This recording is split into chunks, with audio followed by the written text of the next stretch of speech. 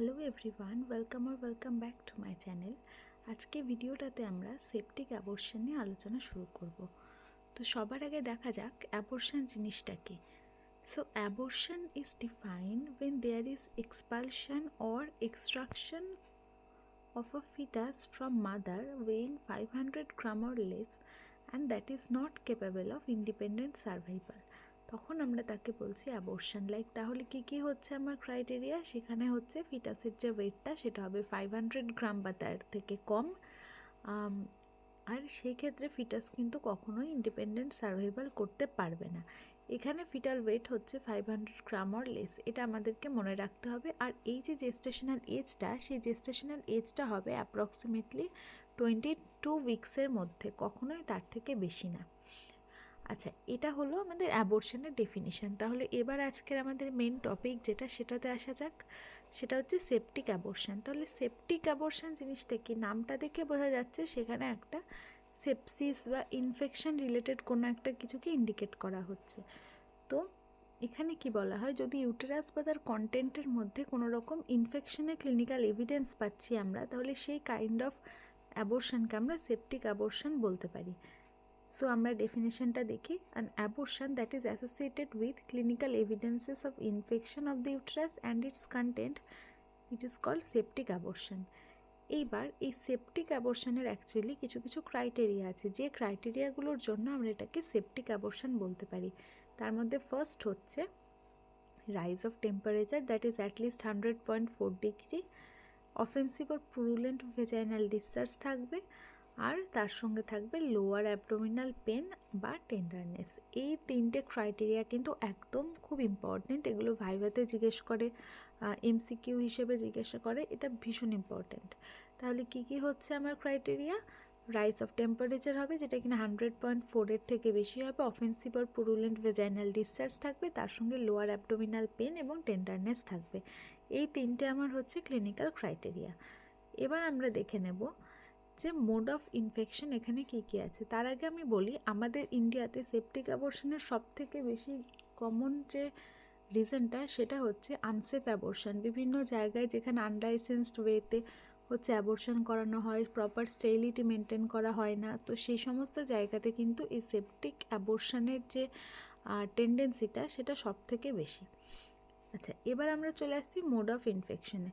তো ফার্স্ট তো অবশ্যই এনারোবিক ব্যাকটেরিয়া, তার মধ্যে আছে স্ট্রেপ্টোকক্কাই, এনারোবিক স্ট্রেপ্টোকক্কাই, ক্লস্ট্রিডিয়াম ওয়েলচি, এটা আমরা সবাই জানি, ক্লস্ট্রিডিয়াম ওয়েলচি, তার সঙ্গে টিটেনাস। আর এরোবিকের মধ্যে অবশ্যই আছে আমাদের খুব পরিচিত যেগুলো, যেমন E coli, staphylococcus, klebsiella, group A beta haemolytic streptococcus, MRSA যেটা, ঠিক আছে, এগুলো প্রত্যেক কটা হচ্ছে আমার এরোবিক ক্রাইটেরিয়ার মধ্যে। আর এই ক্ষেত্রে কিন্তু মিক্সড ইনফেকশন যেটা বোথ এরোবিক আর এনএরোবিক দুটো একসঙ্গে থাকে, সেটা কিন্তু মোর কমন। এবার চলে আসছি আমরা কি কি ক্লিনিক্যাল ফিচার। তাহলে ক্লিনিক্যাল ফিচারে আমরা যে মাদাররা has gone through septic abortion, আমরা কী কী দেখতে পাবো সেখানে, mother may be sick or anxious, temperature আমরা প্রথমেই বলেছি টেম্পারেচার থাকবে, তার সঙ্গে হচ্ছে পুরুলেন্ট ডিসচার্জ থাকবে, অ্যাবডোমিনাল পেন থাকবে, টেন্ডারনেস থাকবে, তো সেই সিমটমগুলো কিন্তু আমরা দেখতে পাবো। তাহলে ফার্স্ট হচ্ছে সিক অ্যান্ড অ্যাংশিয়াস থাকছে, তার সঙ্গে টেম্পারেচার থাকছে 38 ডিগ্রির বেশি, চিলস অ্যান্ড রাইগার্স থাকছে, স্পেশালি ইট সাজেস্ট ব্যাকটেরিমিয়া, পারসিস্টেন্ট ট্যাকিকার্ডিয়া, কারণ আমরা জানি ইনফেকশনের সঙ্গে সঙ্গে ট্যাকিকার্ডিয়া কিন্তু খুব কমনলি দেখা যায়, সেটা হবে more than 90 beats per minute. Hypothermia হতে পারে, মে অকার দ্যাট ইজ 36 ডিগ্রির থেকে কম বডি টেম্পারেচার। যদি হাইপোথার্মিয়া হয় এই সিচুয়েশনে, কারণ বোঝাই যাচ্ছে সেপসিস যখন বা সেপটিক অ্যাবর্শন যখন, তখন একটা ইনফেকশন হচ্ছে, তো ইনফেকশন মানে কিন্তু জেনারেলি আমাদের বডি টেম্পারেচার বেড়ে যায়। বাট যদি কখনো হাইপোথার্মিয়া হয়, তার সঙ্গে আমার সেপটিক অ্যাবর্শনের বাকি ফিচার্সগুলো আছে, তাহলে কিন্তু সেটা ইন্ডিকেট করছে যে মেবি সেখানে একটা এন্ডোটক্সিক শক ডেভেলপ করেছে। এছাড়া এর সঙ্গে আমাদের অ্যাবডোমিনাল পেন আর চেস্ট পেন তো থাকছেই। আর ট্যাকিপনিয়া দেখা যাচ্ছে, ট্যাকিপনিয়া রেসপিরেটরি রেট কিন্তু মোর দ্যান 20, এটা ডিগ্রি সেন্টিগ্রেড হয়ে গেছে, 20 ব্রিথস পার মিনিট। জিআইয়ের মধ্যে আমার ডায়রিয়া, ভমিটিং খুব কমন। ফিজিক্যাল টেন্ডারনেসের সঙ্গে আমার রেনাল অ্যাঙ্গেল টেন্ডারনেস যেটা, সেটা কিন্তু দেখা যায়। পেলভিক এক্সামিন করলে অবশ্যই আমরা অফেন্সিভ অ্যান্ড পিরুলেন্ট ভেজাইনাল ডিসচার্জ পাবো, ইউটেরাইন টেন্ডারনেস পাবো, আর তার সঙ্গে কিন্তু পাউচ অফ ডগলাস যেটা, সেখানে একটা বগি ফিলিং আমরা দেখতে পাবো। সো যদি এই বগি ফিলিং আমরা দেখি, তার মানে বুঝতে হবে যে ইনফেকশানটা কিন্তু পেলভিক অ্যাবসেস অবধি করে দিয়েছে। তাহলে এগুলো হচ্ছে আমার ক্লিনিক্যাল ফিচার। আর একবার দেখে নেওয়া যাক। সিক অ্যান্ড অ্যাংশিয়াস, টেম্পারেচার বেশি থাকবে, ট্যাকিকার্ডিয়া হবে, যদি কখনো হাইপোথার্মিয়া হয় সেটা এন্ডোটক্সিক শককে ইন্ডিকেট করছে, অ্যাবডোমিনাল পেন, চেস্ট পেন থাকছে, তার সঙ্গে রেসপিরেটরি রেট বাড়বে, লাইক ট্যাকিপনিয়া হবে, ডায়রিয়া, ভমিটিং থাকতে পারে, রেনাল অ্যাঙ্গেল টেন্ডারনেস হবে। পেলভিক এক্সামিনেশন করলে আমরা অফেন্সিভ অ্যান্ড পিরুলেন্ট ভেজাইনাল ডিসচার্জ পাবো, ইউটেরাইন টেন্ডারনেস দেখতে পাবো, আর পাউচ অফ ডগলাসে আমরা বগি ফিলিং দেখতে পাবো। যদি সেটা থাকে তাহলে সেটা আমরা বুঝবো যে maybe there is a chance of growing pelvic abscess. আচ্ছা, এবার আমরা চলে আসছি ক্লিনিক্যাল গ্রেডিং। এই ক্লিনিক্যাল গ্রেডিং কিন্তু ভীষণ ইম্পর্টেন্ট। ফার্স্ট হচ্ছে গ্রেড 1। গ্রেড 1 মানে আমরা বুঝতেই পারছি প্রাইমারি স্টেজ। তাহলে এই স্টেজে কিন্তু ইনফেকশন ইজ লোকালাইজ মানে কোথায় থাকবে? শুধুমাত্র ইউটেরাসে থাকবে। এবার চলে আসছে আমরা গ্রেড 2। তাহলে বোঝা যাচ্ছে যে এটা যদি ইউটেরাসে লোকালাইজ থাকে তাহলে গ্রেড 2টা কিন্তু ইউটেরাস থেকে একটু বেরিয়ে যাবে, তাই তো? তাহলে একদমই তাই, এখানে গ্রেড 2টা spreads beyond the uterus to the parametrium, tubes and ovaries or the pelvic peritoneum. এইটা হচ্ছে আমার গ্রেড 2। এবার চলে আসছি আমরা গ্রেড 3তে। তাহলে গ্রেড 3 মানে আরও একটু বেশি। তাহলে গ্রেড 3তে কী হতে পারে? জেনারেলাইজড পেরিটোনাইটিস হতে পারে, এন্ডোটক্সিক শক আমরা একটু আগে পড়েছি যে যদি হাইপোথার্মিয়া দেখা যায় তাহলে আমরা বুঝবো এন্ডোটক্সিক শক হচ্ছে। তাহলে peritonitis, endotoxic shock, jaundice or ARF এগুলো কিন্তু সিমটমস যেগুলো দেখা যায় গ্রেড 3তে। তাহলে 3টে গ্রেডিং আছে, গ্রেড 1 আছে, গ্রেড 2 আছে, গ্রেড 3 আছে। একমাত্র লোকালাইজড ইনফেকশন হয় গ্রেড 1-এ। ইউট্রাস থেকে জাস্ট বেরিয়ে প্যারামেট্রিয়াম, পেলভিক পেরিটোনিয়াম বা ওভারিজে দেখতে পাওয়া যায় গ্রেড 2-তে। Generalised peritonitis, acute renal failure, endotoxic shock এগুলো কিন্তু দেখা যায় গ্রেড 3-তে। তাহলে এই হয়ে গেল আমাদের ক্লিনিক্যাল গ্রেডিং। এবার আমরা চলে আসছি কী কী আমরা ইনভেস্টিগেশন করব। এই ক্ষেত্রে সবার আগে আমাদের যেটা মনে রাখতে হয় সেটা হচ্ছে হাই ভেজাইনাল সোয়াব। এটা কিন্তু আমাদের first priority action, nursing responsibility এটা, যে হাই ভেজাইনাল সোয়াব। সোয়াবটা নেওয়ার পর কী হবে? তার কালচার টেস্ট করা হবে, ইন এরোবিক নাকি এনএরোবিক ব্যাকটেরিয়া আছে সেটা সেন্সিটিভিটি চেক করতে হবে, এবং তারপর গ্রাম স্টেনিংয়ের জন্য অবশ্যই পাঠাতে হবে। Gram negative, gram positive both kind of bacteria এখানে থাকতে পারে। গ্রাম নেগেটিভের মধ্যে যেরকম ইকোলাই আছে, সিউডোমোনাস আছে, যেগুলো আমাদের কমন ব্যাকটেরিয়া সেগুলো রয়েছে। গ্রাম পজিটিভের মধ্যে আমাদের স্ট্যাফাইলোকক্কাস অরিয়াস আছে, গ্রুপ এ রয়েছে, এমআরএসএ রয়েছে, ক্লস্ট্রিডিয়াম ওয়েলচি রয়েছে, ক্লস্ট্রিডিয়াম টিটেনি রয়েছে, এগুলো প্রত্যেক কটা আছে। এবার আমাদেরকে ডেফিনেটলি ব্লাড স্যাম্পল কালেক্ট করতে হবে। সেটা কেন? হিমোগ্লোবিন এস্টিমেশনের জন্য, এছাড়াও ডাব্লিউবিসি কাউন্টের জন্য, এবিও গ্রুপিং করবার জন্য বা আরএইচ গ্রুপিং করবার জন্য আমাদের ব্লাড কালেক্ট করতে হবে। আর অবশ্যই ইউরিন অ্যানালাইসিস করতে হবে, সেটা কিন্তু ডেফিনেটলি ফর কালচার। তাহলে আমাদের ফার্স্ট নার্সের রেসপন্সিবিলিটি কিন্তু সবসময় হাই ভেজাইনাল সোয়াব নেওয়া, তার কালচার করা, সেন্সিটিভিটি টেস্ট করানো, গ্রাম স্টেন করা, ইউরিন অ্যানালাইসিস করা, গ্রাম পজিটিভ নাকি গ্রাম নেগেটিভ আছে সেগুলো দেখা, ব্লাড স্যাম্পল কালেক্ট করা for checking the haemoglobin level, white blood cell level, ABO Rh grouping, এগুলো প্রত্যেক কটা হচ্ছে আমাদের ইনভেস্টিগেশন। এবার আমরা চলে আসছি এই যে সিচুয়েশান, এর কী কী ইমিডিয়েট কী কী কমপ্লিকেশান আছে। অ্যাকচুয়ালি এর কমপ্লিকেশান আমরা কিন্তু দুভাগে বলতে পারি। একটা হচ্ছে ইমিডিয়েট কমপ্লিকেশান, যেটা কিন্তু সঙ্গে সঙ্গে ডেভেলপ করে, আর একটা হচ্ছে রিমোট কমপ্লিকেশান। তাহলে ইমিডিয়েট কমপ্লিকেশানের মধ্যে আমরা কী কী বলতে পারছি? মোস্ট ফেটাল কমপ্লিকেশানস আর associated with illegally induced abortion or grade 3 type.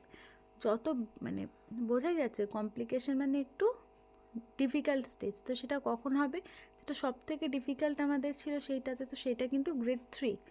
সেইখানে কী কী দেখা যায়? দেখো, হেমারেজ দেখতে পাওয়া যায়, যেহেতু related to the abortion process or injury inflicted during the interference. এটা কিন্তু অবশ্যই ইম্পর্টেন্ট যে হেমারেজ দেখা যায়, যেটা কিনা একটা ইমিডিয়েট কমপ্লিকেশন। তার সঙ্গে ইনজুরি রয়েছে, লাইক ইউট্রাস অ্যান্ড ইউট্রাসের যে অ্যাডজাসেন্ট স্ট্রাকচারগুলো রয়েছে সেখানে আমাদের ইনজুরিজ হতে পারে, এগুলো সব ইমিডিয়েট। তার সঙ্গে তো অবশ্যই আমরা একটু আগেই পড়েছি জেনারেলাইজ পেরিটোনাইটিস হতে পারে, এন্ডোটক্সিক শক হতে পারে, অ্যাকিউট রেনাল ফেলিওর, অ্যাটেলেকটেসিস ডেভেলপ করতে পারে, এআরডিএস ডেভেলপ করতে পারে, থ্রম্বোফ্লেবাইটিস ডেভেলপ করতে পারে। এগুলো সবই কিন্তু হয়েছে আমাদের ইমিডিয়েট কমপ্লিকেশনের মধ্যে। এবার আমরা চলে আসছি রিমোট কমপ্লিকেশান, তার মানে বোঝা যাচ্ছে এগুলো কিন্তু এখনই নয়, কিছুদিন পর টাইম নিয়ে ডেভেলপ করবে। তার মধ্যে রয়েছে আমাদের chronic pelvic pain, backache, ectopic pregnancy, secondary infertility and emotional depression. তো এগুলো হচ্ছে আমাদের রিমোট কমপ্লিকেশনের মধ্যে। তার মধ্যে একটোপিক প্রেগনেন্সি, এটা কিন্তু অনেকটা ডিটেলে পড়তে হবে, সেটা নিয়ে ডেফিনেটলি আমি আর একটা ভিডিও বানাবো। এবার আমরা চলে আসছি ম্যানেজমেন্ট আমরা কিভাবে করব। যদি সেপটিক অ্যাবর্শন হয় তাহলে আমাদের মনে রাখতে হবে যে সেপটিক অ্যাবর্শন কিন্তু কখনোই বাড়িতে বসে নিজের ইচ্ছা মতো ট্রিটমেন্ট করা যায় না। Hospitalisation is always essential. Patient is kept in isolation, high vaginal আর সার্ভাইকাল সোয়াব যেরকম আমাদের প্রয়োজন আমরা ডায়াগনোসিসের পার্টেই পড়েছি, যেগুলো আমাদের প্রায়ার নার্সিং রেসপন্সিবিলিটি। তো সেই প্রিয়র রেসপন্সিবিলিটিগুলো কিন্তু আমাদেরকে আগে ফুলফিল করতে হবে। তো সেই জন্য হাই ভেজাইনাল আর সার্ভাইকাল সোয়াব নিতে হবে for culture drug sensitivity. Vaginal examination অবশ্যই করতে হবে। পেশেন্টের সিচুয়েশন লাইক ক্লিনিক্যালি আমরা পেশেন্টকে অবজার্ভ করব এবং সেইটা দেখে আমরা কিন্তু পেশেন্টকে কোন লেভেলে আছে, লাইক গ্রেড 1, গ্রেড 2 না গ্রেড 3, আমরা কিন্তু সেই গ্রেডিংটা করে নেব। এবং যে প্রোটোকলস আছে ডেফিনেটলি সেই প্রোটোকল ফলো করেই কিন্তু পেশেন্টের ট্রিটমেন্ট করা হবে। তাহলে আমাদের মনে রাখতে হবে এই পেশেন্টদের ডেফিনেটলি হসপিটালাইজেশন করাতে হবে, আইসোলেশনে রাখতে হবে, হাই ভেজাইনাল সোয়াব নিতে হবে, সেটাকে কালচার সেন্সিটিভিটি টেস্টিং করতে হবে, দরকার লাগলে ইউরিনালাইসিস করতে হবে। এবার পেশেন্টের ক্লিনিক্যাল ফিচার্স কী আছে, ক্লিনিক্যাল ফাইন্ডিংস কী আছে, তার উপর বেস করে আমরা কিন্তু পেশেন্টের গ্রেডিং করব। লাইক পেশেন্ট গ্রেড 1-এ আছে, গ্রেড 2-এ আছে না গ্রেড 3-তে আছে। এবং এই যে গ্রেডিং, প্রত্যেকটা গ্রেডিংয়ের কিন্তু কিছু প্রোটোকল আছে। লাইক পেশেন্ট যদি গ্রেড 1-এ থাকে তার ম্যানেজমেন্ট একটা প্রোটোকল ওয়াইজ হবে, গ্রেড 2-তে থাকলে অন্য একটা প্রোটোকল ফলো করা হবে এবং গ্রেড 3-তে থাকলে আরও একটা প্রোটোকল ফলো করা হবে। তাহলে আমরা এই যে পেশেন্টের গ্রেডিং করলাম, গ্রেডিং করার পর থেকে আমরা কিন্তু ওই ক্যাটেগরি ওয়াইজ এবং আমরা ওই প্রোটোকল ওয়াইজ পেশেন্টকে ট্রিট করব। তো এইবার আমরা চলে আসছি গ্রেড 1-এ কী কী ম্যানেজমেন্ট হতে পারে। তাহলে ফার্স্ট আমরা কি করব, গ্রেড 1-এ আমরা কি জানি যে এখানে কিন্তু লোকালাইজড ইনফেকশন, শুধুমাত্র ইউটেরাস ইজ ইনভলভড। তাহলে এই ইউটেরাইন যে ইনভলভমেন্ট সেটাকে ট্রিট করবার জন্য আমরা ফার্স্টে কী করবো, অ্যান্টিবায়োটিক্স দেব, প্রোফাইল্যাকটিক সিরাম দেব। সেই প্রোফাইল্যাকটিক সিরামের মধ্যে আমার অবশ্যই অ্যান্টিগ্যাস গ্যাংগ্রিন সিরাম রয়েছে যেটা কিনা 8000 ইউনিট হবে, এবং তার সঙ্গে অ্যান্টিটিটেনাস সিরাম রয়েছে যেটা কিনা 3000 ইউনিট যাবে, এবং এটা কিন্তু আইএমএ দেওয়া হয়। তাহলে আমাদের কি কি দেওয়া হচ্ছে, অ্যান্টিগ্যাস গ্যাংগ্রিন সিরাম, তার সঙ্গে অ্যান্টিটিটেনাস সিরাম এবং অ্যান্টিবায়োটিক। এবং যেহেতু এখানে একটা পেন থাকে তাহলে সেই জন্য আমরা অ্যানালজেসিক অ্যান্ড সিডেটিভ দেবো পেনটাকে কন্ট্রোল করার জন্য। ব্লাড ট্রান্সফিউশন দিতে হবে, যেহেতু আমরা পড়েছি যে ইমিডিয়েট কমপ্লিকেশনের মধ্যে হ্যামারেজ রয়েছে। তো যদি পেশেন্টের ব্লাড এভাবে লুজ হয়ে থাকে বা তার ব্লাড লসের থেকেও বড় কথা হচ্ছে যদি কোনো রকম পিপিএইচ ডেভেলপ করে বা কিছু, তাহলে সেই ক্ষেত্রে আমরা কিন্তু, বা যদি অ্যানিমিকও হয় তাহলে সেই ক্ষেত্রে আমরা ব্লাড ট্রান্সফিউজ করতে পারবো। এইবার যেটা ইম্পর্ট্যান্ট জিনিস সেটা হচ্ছে আমাদেরকে ইভাকুয়েশন করতে হয়। সেপটিক অ্যাবর্শনে ডেফিনেটলি ইভাকুয়েশন করতে হয়, কারণ ম্যাক্সিমাম ক্ষেত্রে দেখা যায় অ্যাবর্শনটা কিন্তু ইনকমপ্লিট অ্যাবর্শন। তো যদি আমরা ইভাকুয়েশন করি, এই কোশ্চেনটা অনেক জায়গায় জিজ্ঞাসা করে, অনেক এক্সামে এসেছে এবং নিজের কনসেপ্ট ক্লিয়ারের জন্য তো ডেফিনেটলি ইম্পর্ট্যান্ট। সেটা হচ্ছে আমরা ইভাকুয়েশনটা কখন করব। ফার্স্ট কিন্তু আমরা কি ইভাকুয়েশন করব না, ফার্স্ট আমরা অ্যান্টিবায়োটিক দেবো। তো এখানে আমরা অবশ্যই ফার্স্ট অ্যান্টিবায়োটিক দেবো, তার 24 আওয়ার্সের মধ্যে আমরা কিন্তু ইভাকুয়েশন করতে পারবো। Evacuation should be performed at a convenient time within 24 hours following the antibiotic therapy. Urgent evacuation is indicated if there is excessive bleeding. যদি প্রচণ্ড পরিমাণে ব্লিডিং হয় তাহলেই একমাত্র আর্জেন্ট ইভাকুয়েশনটা করার দরকার হবে। এবার আমরা চলে আসছি গ্রেড 2-তে। এই গ্রেড 2-এর ম্যানেজমেন্ট আমরা কি করে করব। তাহলে গ্রেড 2-এ কী ছিল, ডেফিনেটলি ইউটেরাস ওয়াজ ইনভলভ, তার সঙ্গে হচ্ছে ইউটেরাসের কিছু আশেপাশের যে অ্যাডজাসেন্ট স্ট্রাকচার রয়েছে, যেমন প্যারামেট্রিয়াম রয়েছে, ওভারিজ রয়েছে, ফ্যালোপিয়ান টিউব রয়েছে, সেগুলো কিন্তু এখানে ইনভলভ ছিল। এখানে আমরা ফার্স্ট কী করবো, অ্যান্টিবায়োটিক্স দেবো। অ্যান্টিবায়োটিক্সের মধ্যে সবথেকে কমন যে কম্বিনেশনটি ইউজ করা হয় সেটা হচ্ছে পিপসো এবং ক্লিন্ডামাইসিন, এবং এটা কিন্তু আইভিতে দেওয়া হয়। এই অ্যান্টিমাইক্রোবিয়াল যে কম্বিনেশনটা এটা খুব কমনলি ইউজড। আচ্ছা, এছাড়া রয়েছে ভ্যাঙ্কোমাইসিন ইউজ করা হয়, যেহেতু এটা broad spectrum antibiotic. Gentamicin use করা হয়, কোঅ্যামক্সিক্লেভ ইউজ করা হয় এবং মেট্রোজিলও কিন্তু ইউজ করা হয়। অ্যানালজেসিক অ্যান্ড অ্যান্টিটিটেনাস সিরাম এখানেও ইম্পর্টেন্ট, কারণ ফর পেন ম্যানেজমেন্ট আর অ্যান্টিটিটেনাস সিরাম ডেফিনেটলি হচ্ছে ক্লস্ট্রিডিয়াম টিটেনি একটা কমন কজেটিভ অর্গানিজম, সেই জন্য। আচ্ছা, সবসময় ক্লিনিক্যালি আমাদেরকে মনিটর করতে হবে সেগুলো কী কী, ভাইটালস দেখতে হবে, সেন্ট্রাল ভেনাস প্রেশার কত আছে দেখতে হবে, পেন দেখতে হবে এবং টেন্ডারনেসও দেখতে হবে, অ্যাবডোমিনাল টেন্ডারনেস সেটাও আমাদেরকে মেজার করতে হবে। Continuous clinical monitoring is very important. তার সঙ্গে ইভাকুয়েশন অফ দি ইউট্রাস করতে হবে। আমরা আগে দেখেছি গ্রেড 1-এর ক্ষেত্রে কিন্তু উইদিন 24 আওয়ার্স আমরা ইভাকুয়েশন করতে পেরেছিলাম, কিন্তু এই ক্ষেত্রে আমরা 48 আওয়ার্সের পর কিন্তু আমরা ইভাকুয়েশন করতে পারবো। তাহলে এইখানে অ্যান্টিবায়োটিকটা আরও একটু বেশি দিনের জন্য চলবে। এখানে 24 আওয়ার্সের পর আমরা ইভাকুয়েশন করেছি, এখানে অ্যান্টিবায়োটিকের 48 আওয়ার্স পরে আমরা ইভাকুয়েশন করতে পারবো। এটা হচ্ছে আমাদের গ্রেড 2-এর ম্যানেজমেন্ট। এবার আমরা চলে আসছি গ্রেড 3-তে। তো গ্রেড 3-তে আমরা জানি পাউচ অফ ডগলাস এগুলো পর্যন্ত ইনভলভ হয়ে গেছিলো, তাহলে এই ক্ষেত্রে তো ডেফিনেটলি আমাদের অ্যান্টিবায়োটিক্স দরকার। ক্লিনিক্যালি পেশেন্টকে অবভিয়াসলি মনিটর করতে হবে, তার সঙ্গে আমাদের দিতে হবে হচ্ছে supportive therapy like gastric suctioning use করতে হবে ইন কেস অফ পেরিটোনাইটিস, এবং আইভি ক্রিস্টালয়েড আমরা কিন্তু এখানে ইনফিউজ করব। এ হয়ে গেল আমাদের গ্রেড 3-র ম্যানেজমেন্ট। এইবার এই যে গ্রেড 3-তে অ্যাডজাসেন্ট স্ট্রাকচারগুলো ইনভলভ হয়েছিল, তাহলে আমরা কোন সিচুয়েশনে অ্যাক্টিভ সার্জারি করতে পারি বা কখন আমরা করি। যদি কোনোভাবে ইউট্রাইন কোনো ইনজুরি হয়, বাওয়েল ইনজুরি হয়, আনরেসপন্সিভ হয়ে যায় patient to treatment due to peritonitis, বা যদি সেপটিক শক ডেভেলপ করে that is not responding to the treatment, তাহলে সেই ক্ষেত্রে কিন্তু আমাদেরকে অ্যাক্টিভ সার্জারির সাহায্য নিতে হয়। তাহলে আমরা কি দেখে নিলাম আজকের এই পুরো টপিকে। আমরা ফার্স্টে দেখলাম সেপটিক অ্যাবর্শন জিনিসটা কি, তার মোড অফ ইনফেকশন কী কী আছে, ক্লিনিক্যাল ফিচার্স কী কী, তার সঙ্গে আমরা দেখলাম যে কী কী গ্রেডস রয়েছে, ইনভেস্টিগেশন আমরা কিভাবে করব আমরা সেটা দেখলাম, ইমিডিয়েট কমপ্লিকেশন কী কী আছে এবং রিমোট কমপ্লিকেশন কী কী ডেভেলপ করতে পারে দেখলাম, আমরা গ্রেড ওয়াইজ ম্যানেজমেন্ট দেখে নিয়েছি এবং আলটিমেটলি কী কী আমরা অ্যাক্টিভ সার্জারি করতে পারি সেগুলো দেখে নিয়েছি। তো আজকের মতো ভিডিওটি এই অবধিই থাকছে। ভালো লাগলে লাইক, শেয়ার এবং সাবস্ক্রাইব করবেন। Thank you.